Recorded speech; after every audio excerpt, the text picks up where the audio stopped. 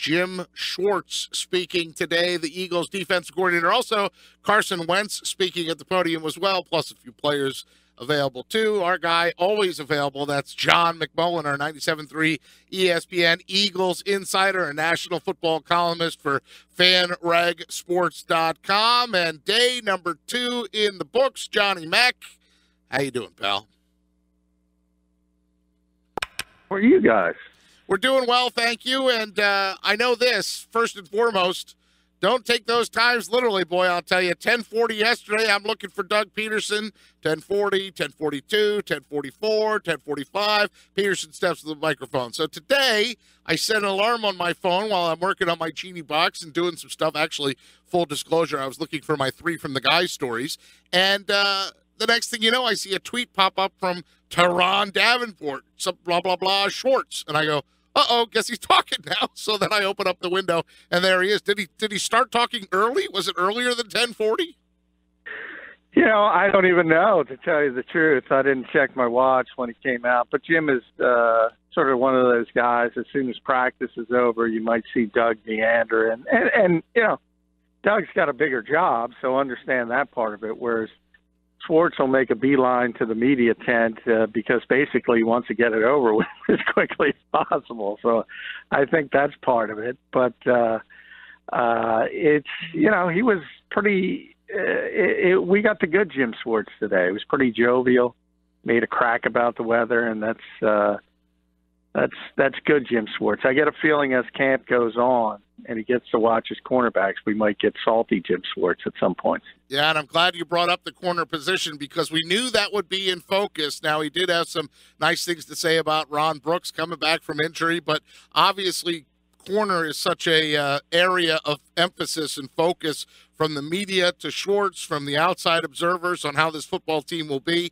What nuggets of information did he say today about the secondary? Anything that was new to you or anything that you took note of?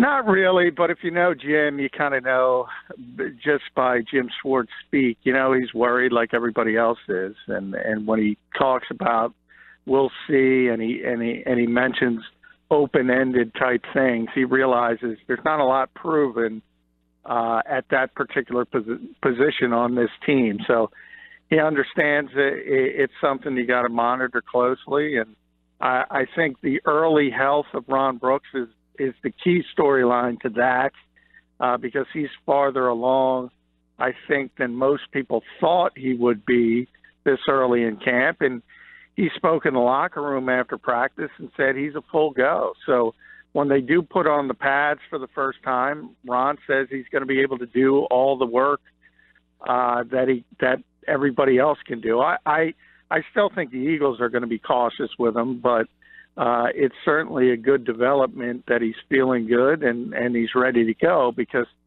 he can add something to that group as far as experience, and not only experience, but also experience in the scheme because he's been with Jim in Buffalo and now in Philadelphia. So of all the cornerbacks here, he understands Jim Schwartz's defense probably better than anyone else. Hey, John, it's Deshaun. Jim talked today about rookie first-round pick Derek Barnett and about how in college you can get away with kind of one move, and he has to add to his toolbox here in the NFL. Can you kind of elaborate more on that and what was said and what's his expectations for Derek? Well, anytime you draft somebody number 14 overall, you'd like him to play early and you'd like him to play a lot. So I think that's the hope. The Eagles have a little bit of rope, though, because they do have some depth at that position, and they have Vinny Curry, they have Chris Long. So if he does struggle a little bit, they don't have to force him on the field. But clearly, you know, Derek Barnett's known as a pass rusher from his time at Tennessee. And the thing everybody talks about is his impressive bend around the edge. And that's the one move that Jim was talking about that you can get away with at the college level, even in the SEC, whereas NFL left tackles, if you keep throwing the same pitch at them, Jim loves the baseball references, if you keep throwing fastball, well, they're going to stun you, especially guys like, if you think about this division, Teron Smith and Trent Williams specifically, those guys are going to have a field day. So he's got to develop a counter to what he does well, and you can say that about every rookie, though. It's no surprise. Sidney Jones, we know that he's on the PUP list. Is he doing anything as far as just moving around or just jogging lightly or anything? How does he look physically just a couple months past surgery? Well, he's having a catch with himself in the end zone, throwing the football up and down. So and he had the bucket hat on, and he's enjoying it. He's not ready. I mean, he's not cleared, so there's only so much he can do. But he can certainly lift weights and try to get stronger from that standpoint. But as far as football practice, he's a ways away. I mean, he had surgery. He got injured at his pro day, I think March 11th. He had surgery somewhere March 21st, 22nd, somewhere around that range. And his surgeon, who was being probably very optimistic to try to help Sidney's draft stock, put the rehab at 6 months. So you can do the math, and that would be September 22nd. And so it's going to be a while before Sidney Jones is ready to be on the field. Torn Achilles is a serious injury. So anybody who expects him there week one is probably going to be disappointed. But hopefully he can get on the field sometime this season and can contribute to the Eagles. We're talking with our 97.3 ESPN.com Eagles insider and NFL columnist for FanRag Sports, John McMullen, here on the Sports Bash on 97.3 ESPN. John, Schwartz was also asked about Joe Walker and Ron Brooks, two guys who are coming off injuries. Walker, who missed the entirety of last season. Brooks, who got injured a few weeks into the season. When he was asked about it, Schwartz didn't really want to be too committal, unlike Peterson yesterday, who was saying that Brooks is going to be the nickel corner. So what do you think the Eagles are going to do with Brooks and Walker, and what do you think Schwartz's perspective is of those guys coming into this season?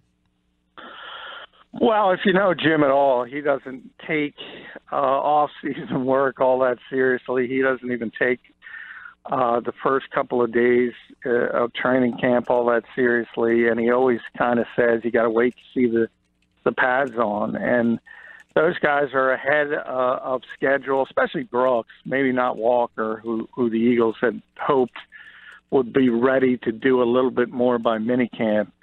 But they're both back. They both look relatively healthy. You can kind of see still a little limp with Joe Walker, but it's very, very slight. And he made a great play today in red zone work. He really jumped up in the air to get a tipped football on a pass intended for Matt Collins, and he really high-pointed the football. So he showed tremendous athleticism. That's a positive.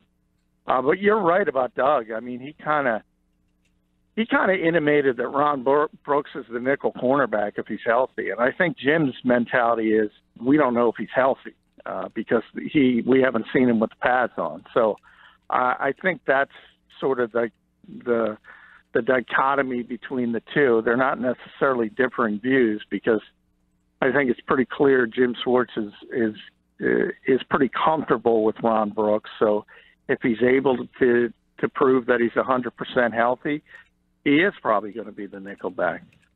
John McMullen with us. Hey, John, I know that there was a question about Nate Gerry, the kid out of Nebraska. Actually, a couple of questions about Nate Gerry, who's trying to make that conversion from safety to linebacker. What did Jim Schwartz have to say about that process or that growth process of Nate Gerry trying to move from one position to the other? Well, it's sort of the same thing. He did mention he gained the weight that the Eagles asked him to gain, so he's a bigger guy. He looks more like a linebacker than when he was drafted, playing safety at Nebraska, as you mentioned. But he also said, hey, you have to wait and see how he can handle NFL blockers because obviously you have to shed blocks. And it's a lot different, and he mentioned Brandon Brooks. If somebody of that size and that strength and that caliber is bearing down on you as a linebacker on the second level, you got to figure out a way how to get off that block. And that's what we all have to see about Nate Gerry. If you're able to do that, like some old college safeties, Deion Buchanan, Mark Barron would be the most notable examples of that, who have sort of become these hybrid players, then you could be very, very successful in today's NFL, because you're always playing against 11 personnel. There's basically always 3 receivers on the field at least. And you need sort of that player with the athleticism to cover people in space, but can also hold up against the run.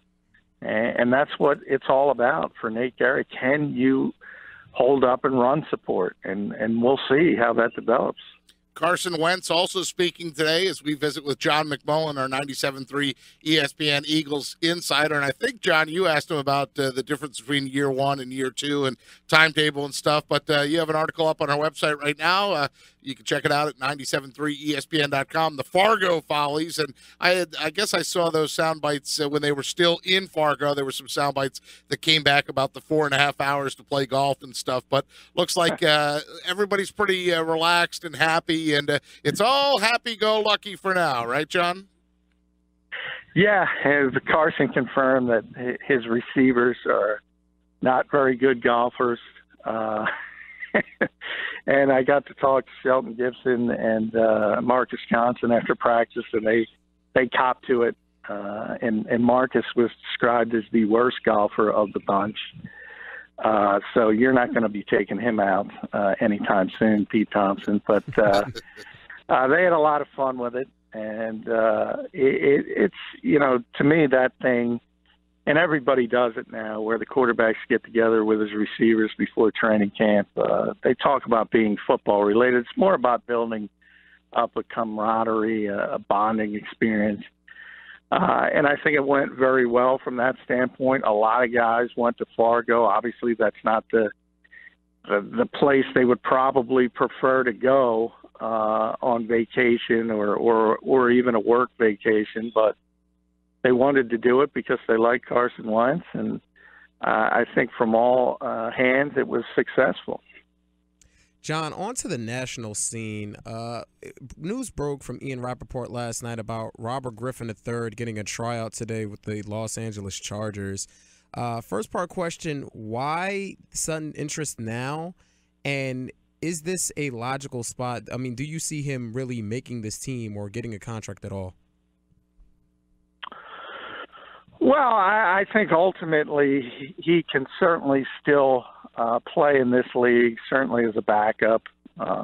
And, I always say when training camps start around the country, you'll start to see injuries piling up, and that's where even people like Colin Kaepernick might get a call. So Robert Griffin III is certainly in that category. And if people need a body at that particular position, they're going to start looking at him at this stage of the game. Now, he's another guy. You have to ask him some questions. How much are you willing to play football for? I mean, this is a guy who was once a very high-profile player who's used to making a lot of money. And at this stage, he would be a veteran backup probably for the minimum. So that's a difficult blow to the ego for anybody who's been at the level that RG3 was at one time. But it seems like he wants to play, and I think ultimately he's going to sign somewhere. And sure, it might be the Chargers, because they don't have much behind Phillip Rivers, and they could certainly use a competent backup quarterback. John, speaking of national stories, this whole Lucky Whitehead situation is absolutely insane. First, the Cowboys cut him. Then it's found out that he's been pretty much cleared of everything. Whitehead said the Cowboys pretty much called me a liar. Stephen Jones says we're moving on without Lucky Whitehead. But, John, couldn't I argue that the writing was on the wall for Whitehead, considering they drafted Ryan Switzer, a guy who would basically replace him? Yeah, the Cowboys are awesome. They really are. They send a message. They send a message with a guy who does nothing. And it was a case of mistaken identity. He's been cleared. He did nothing wrong. And obviously you have so many players with the Dallas Cowboys getting in trouble whether it's from a legal standpoint or a substance abuse standpoint or a performance-enhancing drug standpoint. They stick by them all, and the one guy who didn't do anything, they don't stick by. But you're right, Josh. They had already known he's not going to make the football team. So this was a blatant example of somebody trying to send a message with a guy they knew they weren't going to keep anyway. And maybe it would have worked if he did do what he was accused of doing, but he didn't. So the Cowboys come out looking even worse than they started. John, also with Lucky, do he and the NFLPA maybe have a case against the Cowboys, maybe some sort of grievance they can file? Because, it's one of those things where it really seems like the Cowboys just they're trying to say like, oh, well, we don't want this, but he did nothing wrong. So couldn't he and the NFLPA argue that he was, cut, under false pretense or something like that? No, I don't think so, because they have the right to cut him at any time for basically any reason. And the fact that you mentioned they were not going to keep him. Now, he was probably, there's only one cut down now. They eliminated the 75, so it goes directly from 90 to 53. He would have been with the team throughout the summer, and he would have gotten cut, at the final cut down date, unless he was injured or something of that nature. So, from the Cowboys standpoint, they could just say, well, we drafted these receivers, we like these receivers, and he's not a part of our plans in the future. And there's no real proof that you could say it was directly related to the false charges, even though we all know it was. It's easy. There's an easy, plausible deniability there. So the Cowboys are in no they're not going to get in trouble from the NFLPA standpoint or the league standpoint. They're only going to get in trouble from a public relations standpoint, as I said, and they already had a black eye. Now they got two black eyes. Moving over to Denver, John, the news came out today that the Broncos are rehiring Gerry Kubiak, but not to be a head coach. His role is going to be as a senior personnel executive. He's going to be in a scouting role in the Texas and Houston area, helping with the scouting down there. Meanwhile, his son, Clint, is an offensive assistant on Vance Joseph's staff. So I guess Denver's keeping it in the family, considering they just gave Elway an extension for 5 years. Yeah, well, I mean, John Elway certainly deserved the extension. He's the highest paid GM in football, probably deserves that as well. I mean, he's been the face of Denver Bronco football basically dating back to 1983. Whether he's with the organization or without him. He's won Super Bowls as a player. He's won Super Bowls as an executive. So there was no doubt they were going to re-up John Elway, and John Elway has a ton of respect for Gerry Kubiak. I mean, he was his backup for a long time when he was a player. He won a Super Bowl as the team's head coach. He obviously would still be the head coach if he didn't have health problems. So it's no surprise that now that he's feeling a little bit better, he probably understands he can't go through the grind of coaching. So this is a nice little landing spot for him, a golden parachute. And I don't think that's necessarily a bad thing. And from a son's standpoint, yeah, I mean, football is loaded with nepotism and sons of coaches getting into the game. But Clint has been other places as well. He's moved out of his father's purview. I think he was with Minnesota for a few years. So he's been a coach for a while. It's not like he's just a coach because he's Sure. Gerry Kubiak's son. And one more thing on Elway. So they gave him this 5-year deal, and I wanted you to address, there's been some online rumors that Elway wanted the extension because with the situation with the ownership, he wanted to ensure that his position in the organization stays if there's some changes in the ownership. Can you address those rumors? Well, yeah, I mean, anytime, obviously, with Pat Bowlen and the situation was so concrete for so many years, anytime you have upheaval, things can go in a different direction. Obviously, Joe Ellis is the COO now, and for the most part, they've continued to run the operation in the same way. But anytime there's change, Elway certainly probably had cause to at least think things might start running in a different direction. And there's always Los Angeles, and that was the speculation that Stan Kroenke, because he's basically richer than God, would try to lure him away to be the GM of the Rams. And I think that's what sparked sort of the anxiety of the fans in Denver. But again, it's you go back to '83. John Elway loves the Broncos as much as the people of Denver love John Elway. So he would not have that history, obviously, with the Los Angeles Rams or anybody else for that matter. John McMullen, our 97.3 ESPN Eagles insider, plus a national columnist for FanRagSports.com, and came across Twitter earlier this afternoon. There's a coaching intern in Kansas City Chiefs camp that is pretty familiar to Eagles fans. Tell us about Michael Vick, perhaps pursuing a career as a coach.